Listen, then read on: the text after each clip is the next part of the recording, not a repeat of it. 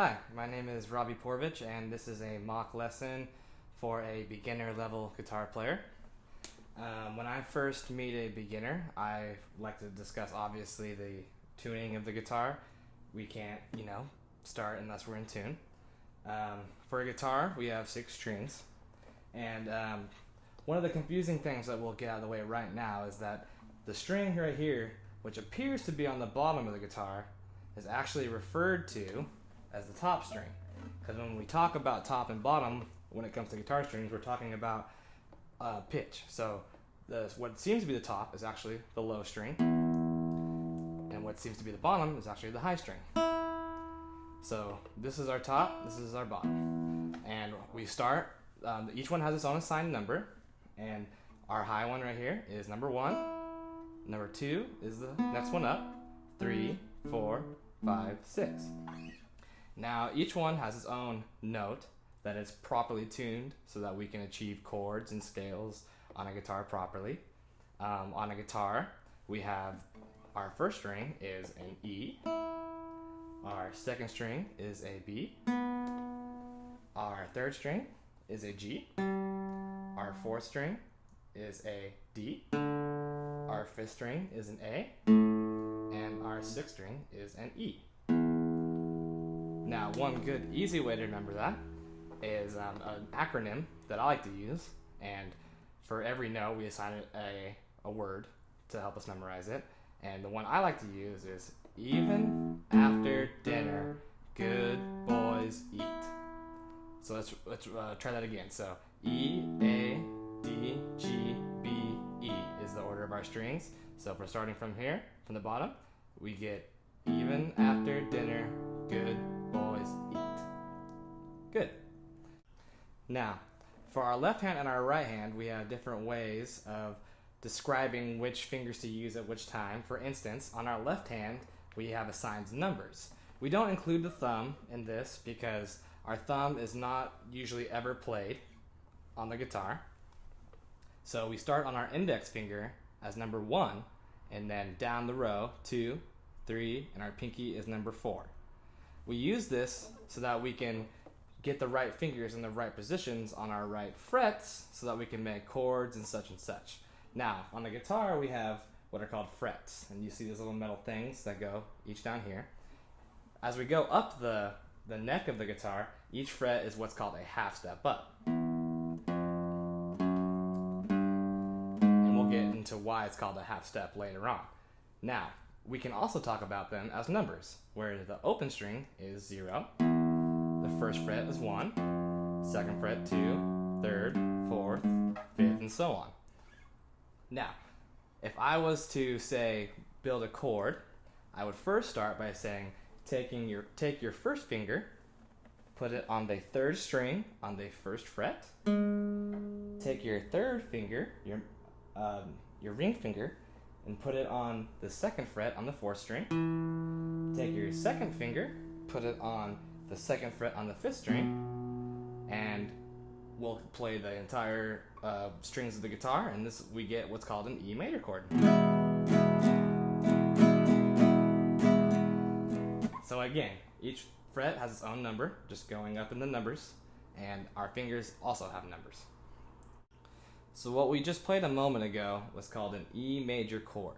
And now a chord, or what we use in our Western music, is what's called a triad. It's called a triad because it's made up of 3 notes. And for instance, our E major here, even though we're playing 6 strings, is really all just E, G sharp, and B. So for instance, all these notes fit within the triad, or the notes within that triad, giving us our E major chord. Now we have major chords and minor chords. And the favorite way to talk about the difference between the two is first by listening that our major chords sound really happy, and our minor chords sound really sad. Again, here's another. This is what we call an A major chord. And here's our A minor chord. And there's just one note away difference between these chords. And again, here's our E major, sad, A major, happy, A minor, sad. Now, so first I'll teach you another chord. I already showed you the E major. We have what's called an A major chord, where we just take our first finger here and we bar strings. Now, when you bar strings, you take a finger and you hold down multiple strings at once. It's usually these bottom strings here, or the top strings, the high strings. But there's also chords we'll get into later where you will bar the whole entire fret. Now, back to our A chord. So we're going to take our finger and we're going to bar the second fret of the fourth string, second fret of the third string, second fret of the second string, and we're going to play those bottom 5 strings. That's our A major chord. We also have, there's lots of major chords, and our music system, we start from A and we go to G before it starts over again back at A. And so each note has its own assigned major chord, minor chord, and other qualities of chords that are more advanced techniques. I've shown you E and A. I'll show you one more before we move on. And this is called a C major chord. And we'll take our third finger, put it on the 3rd fret on the 5th string.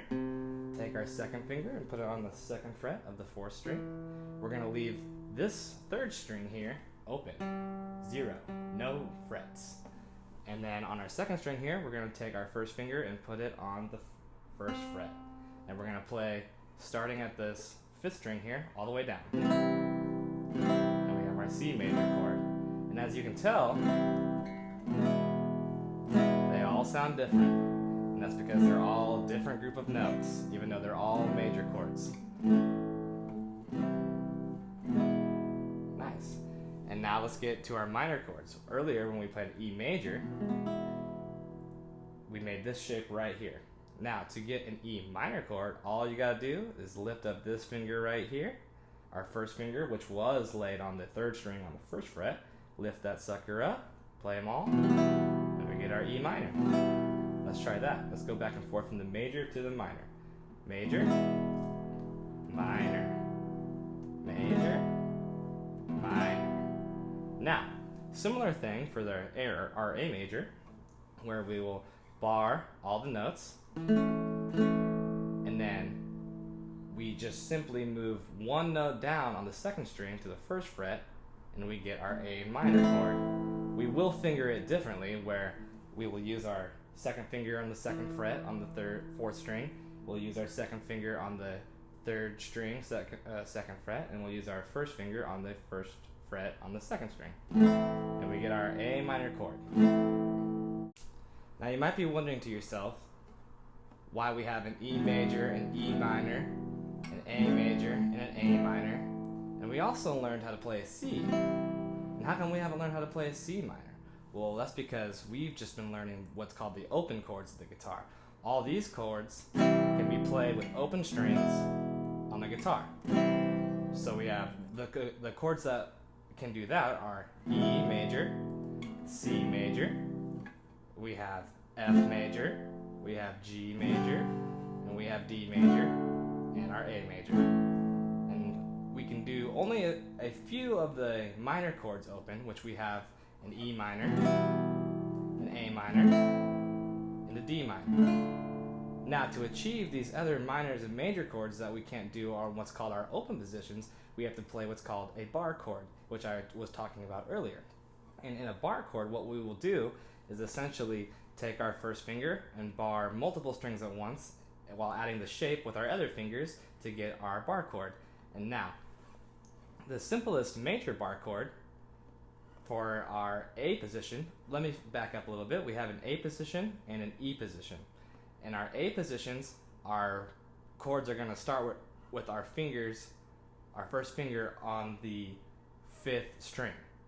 And in our E positions, we're going to have our first finger starting on the very top string, on the bottom string here. Now, we have major and minors of both of those as well. So if I want to, for instance, make a G major chord, I will go up to G, E, F, F sharp, G, and I will take my finger and bar all those strings, and I will take my other fingers and I will put my second finger 2 frets over on the 5th string, sorry, my 3rd finger, take my 4th finger, my pinky, and I'll put it 2 frets over on the 4th string, and I will put my middle finger 1 fret over on the 3rd string. Now this is a G major bar chord. These are interchangeable because of what's called our root note. Our root note determines what our chord is called. So if I were to move this chord into different locations, I can change the type of chord it is. Not the quality, mind you, which is minor or major, just the name of the chord. So in this position, we have a G bar chord. And one we didn't play earlier would be a B flat bar chord. And I can achieve this chord by just simply moving it all the way up to the B flat right here. Same goes with 1 string down on our A position chords, where we will bar all of these. Only this time we'll take our 3rd finger and bar 2 frets over on the 4th string, 3rd string, and 2nd string. Just like this. And that's our major bar chord here. Now, just like before, where we would just move 1 note over to get our minors, we can do the same thing here, where we take our 3rd finger off here, we'll put our 3rd finger on the 4th string, 2 frets over, we'll put our 4th finger on the 3rd string, 2 frets over, and we'll put our middle finger on the 2nd string, just 1 fret over. See how we just moved simply 1 note to get our minor? And this is actually our C minor chord that we were just talking about. Now, before we end, I'd also like to talk about scales and keys. Every time you play a song, it's usually in a specific key, and that's because of the way that the scale functions and the way the notes functions within that key. And each triad usually holds a key or signifies some sort of key.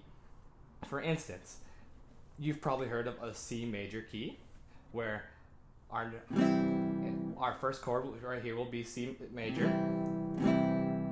Now we'll go to what's called the 4. Now I'll move to what's called the 5. And you hear that resolution there? You feel how we wanted to land back on here? That's because we are in the key of C. Now we'll talk about later the harmony that comes into with staying in a key, but it's good to know what key that you're playing in when you're playing songs. Each key not only has chords associated with it, but a scale. And for instance, a C major scale, if you're looking on a piano, is if you were to play a C to a C on all the white keys. And on a guitar, it's a little bit more complicated. And what we'll do is I'll show you really quick a C major scale. And it's going to sound like this. Now, what we're going to do is we're going to take our 2nd finger and put it on the 3rd fret here on the 5th string. And then we're going to move up 2 frets to the 5th fret here. Now we're going to take our 1st finger, put it on the 2nd fret on the 4th string. 3rd finger on the 3rd fret on the same string. 4th finger on the 5th fret, the same string. And now we're going to put our 1st finger on the 3rd fret, on the 2nd fret on the 3rd string. 2nd finger on the 3rd fret on the same string. 3rd finger on the 4th fret, same string. And then our pinky will go onto the 5th fret on that same string. And then we get this. And if you haven't recognized that, that's Do, Re, Mi, Fa, Sol, La, Ti, which you've so probably popular heard in such as The Sound of Music and other times in movies and media.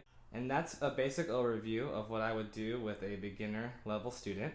Obviously, I probably wouldn't try to cram too much at one time, depending on the level of the player, but that is essentially what I would do. Thank you.